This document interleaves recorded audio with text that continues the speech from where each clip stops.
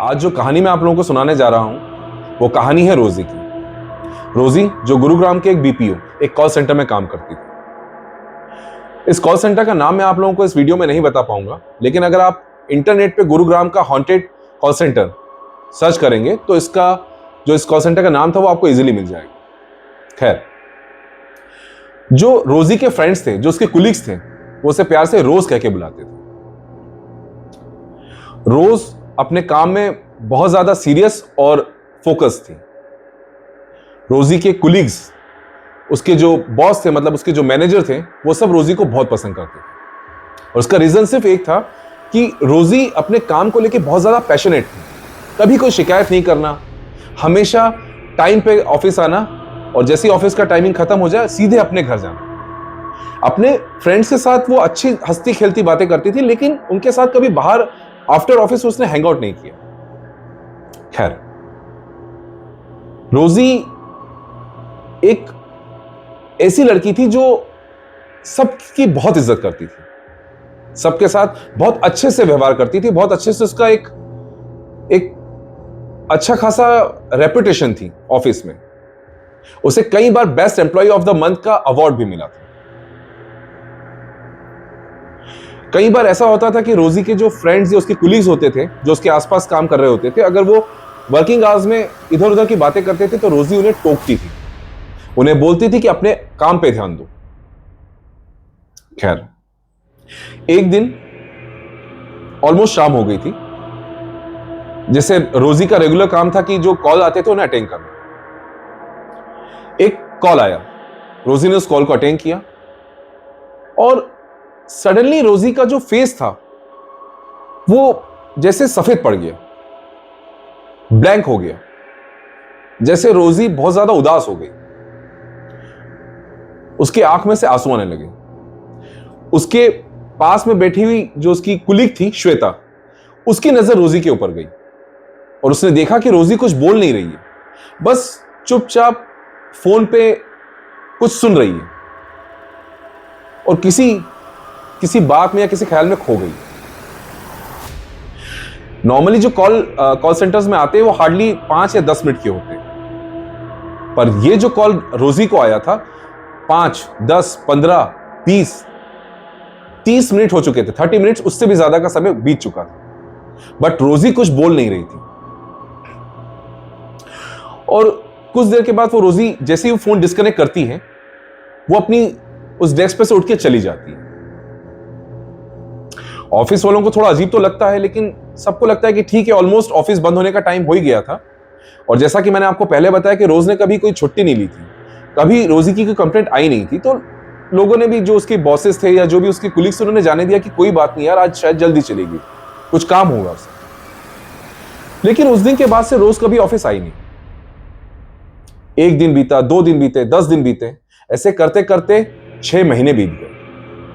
रोजी के जो कुलीग्स थे, वो उसके फ्रेंड्स भी थे, उन्हें रोजी की चिंता होना शुरू हो गई। ऑब्वियसली जो लड़की कभी ऑफिस मिस नहीं करती, 6 महीने से ऑफिस ही नहीं आ रही। जो रोजी के फ्रेंड्स थे, उन्होंने ऑफिस के पुराने रिकॉर्ड्स खंगालना शुरू किए। जैसे तैसे रोजी का कोई नंबर तो उन्हें नहीं मिला, लेकिन उसका एड्रेस उनके हाथ लग गया।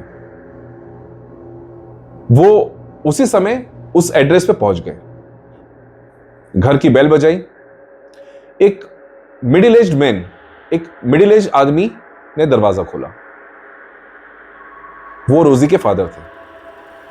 उन्होंने उसके फ्रेंड्स को अपने घर में अंदर इनवाइट किया और जैसे ही जो रोजी के फ्रेंड्स थे वहां बैठे, उन्होंने सवालों की बौछार कर दी।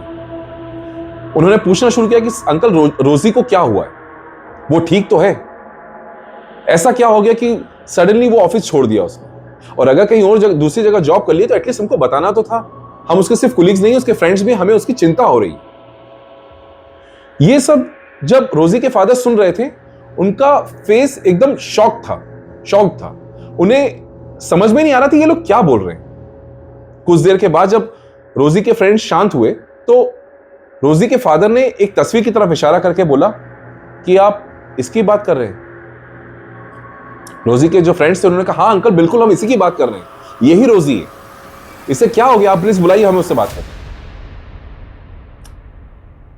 रोजी के फादर ने जब उसके फ्रेंड्स को बताया कि जिसकी तुम बात कर रहे हो ना, उसे गुजरे हुए तो 8 साल हो चुके हैं।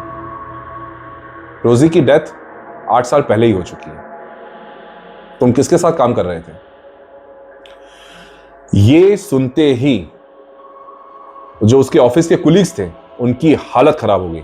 उन्हें विश्वास ही नहीं हुआ। लेकिन जब रोजी के फादर ने पूरी स्टोरी बताई कि एक दिन रोजी डेली की तरह अपना काम खत्म करके अपने घर पे आ रही थी, उसका एक रोड एक्सीडेंट हुआ और उसकी on the spot he death हो गई। यह सुन के उसके जो फ्रेंड्स थे, उनकी हालत खराब हो गई। डर के मारे पसीने छूट गए। वो उसके घर से निकले और सीधे अपने ऑफिस गए और अपने मैनेजर को सारी बात बताई। जैसा कि उनके फ्रेंड्स के साथ हुआ था, वही मैनेजर के साथ भी हुआ। उसे यकीन ही नहीं हुआ, यार ये कैसे हो सकता है, क्या बात कर रहे हो? डेली रोज आती थी, हम लोग उसको देखते थे, उसे best employ of the month के अवार्ड मिले हैं, क्या बोल रहे होते?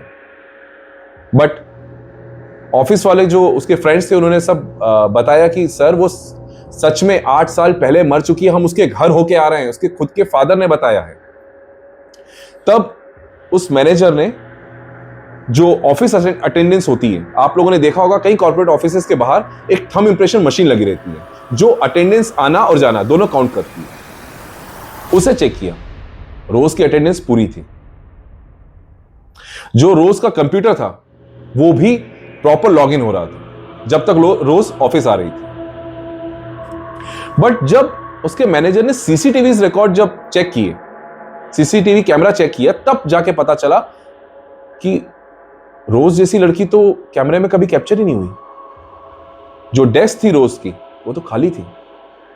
ऐसी कोई लड़की कैमरे में कैप्चर हुई नहीं कभी, जो ऑफिस आती थी, जिसे एम्प्लॉय ऑफ द मंथ दिखता मिला था, ऐसा कुछ नहीं था। जब ये सब हुआ तो मैनेजर ने जैसे तैसे इस बिल्डिंग की हिस्ट्री खंगालना शुरू की और फिर मैनेजर को पता चला कि जहां आज ये बीपीओ, जहां आज ये कॉल सेंटर जिस बिल्डिंग पे बना हुआ है, कुछ समय पहले यहां पर एक कब्रिस्तान, एक ग्रेवयार्ड था और यहां ऐसी कई पैरानॉर्मल एंटिटीज की घटनाएं हो चुकी हैं। जब बाद में ऑफिस वालों ने पता चला कि ये कौन सा कॉल था, ऐसा उस कॉल पे रोज को क्या कह दिया था, तो उन्हें कुछ ढंग से जवाब नहीं मिल पाया। बट उन ऑफिस वालों का यही मानना था कि शायद वो जो भी कॉल था, उन्होंने रोज को कुछ ऐसी बातें बोल दी थी जो शायद रोज सुनना नहीं चाहती थी। वो ये मानना नहीं चाहती थी कि अब वो इस दुनिया में नहीं है, अब वो एक प्रेत आत्मा है। कुछ लोगों का यह भी कहना है कि शायद वो जो कॉल था वो उसके फादर ने किया और जैसे ही रोज ने उसके फादर की आवाज सुनी, वो टूट गई। खैर, उसके बाद उसके जो कुलीग्स थे और जो मैनेजर था, उन्होंने नौकरी छोड़ दी। कई टाइम तक तो वो उस बिल्डिंग के सामने से भी नहीं गुजरते थे। तो ये थी गुरुग्राम के एक बीपीओ की कहानी, एक हॉन्टेड कहानी। आपको ये कहानी कैसी लगी प्लीज कमेंट में बताइएगा। And thank you for watching me on this channel. और लाइक करते रहें, शेयर करते रहें, सब्सक्राइब करते रहें। Thank you.